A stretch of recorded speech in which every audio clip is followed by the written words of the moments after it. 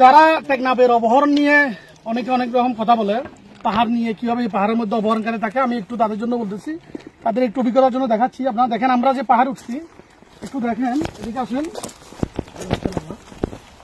এদিকে ওই যে সাগর দেখা যাচ্ছে, এটা হচ্ছে কচ্ছপিয়া পাহাড়। কচ্ছপিয়া দিয়ে আমরা ওই প্রথম পাহাড় উঠেছি।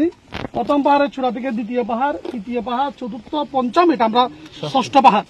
এই ষষ্ঠ পাহাড়ের পরেও দেখেন এখানে শত শত পাহাড় চতুর্দিকে। আমার এদিকে হাতের বামে 35 কিলোমিটার পাহাড়, এটা দিয়ে কক্সবাজার চলে গেছে। আর এদিকে দেখেন এটা প্রায় 12 কিলোমিটার, এদিক দিয়ে নীলা চলে গেছে। আর এদিকে হচ্ছে টেকনাফ।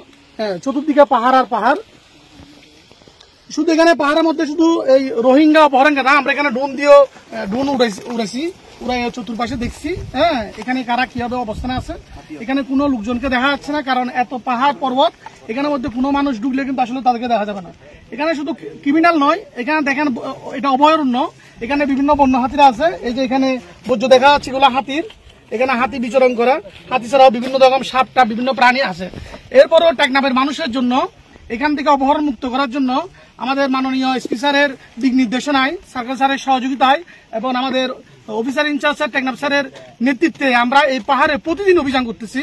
এবং আমরা যা কিছু বিনিময় হোক না কেন, এই পাহাড় থেকে আমরা অপহরণকারীদের, সন্ত্রাসীদের মুক্ত করবো ইনশাল্লাহ। এবং সেই জন্য আমরা আমাদের কার্যক্রম, গোয়েন্দা কার্যক্রম, সকল ধরনের কার্যক্রম আমরা পরিচালনা করতেছি। শুধুমাত্র এটা একটু দেখাচ্ছি, কারণ মানুষ মনে করেন একটা পাহাড়, মনে করে যে কচ্ছপেতে মনে করেন একটা পাহাড়ে মনে হয় অপরাধ রাখা। আসলে একটা পাহাড় নয়, যখন আপনি একটা পাহাড়ে উঠবেন তখন ওইখান থেকে শত শত পাহাড় আর পাহাড়। এখানে পাহাড় ছাড়া কিছু নেই, চতুর্দিকে শুধু পাহাড়।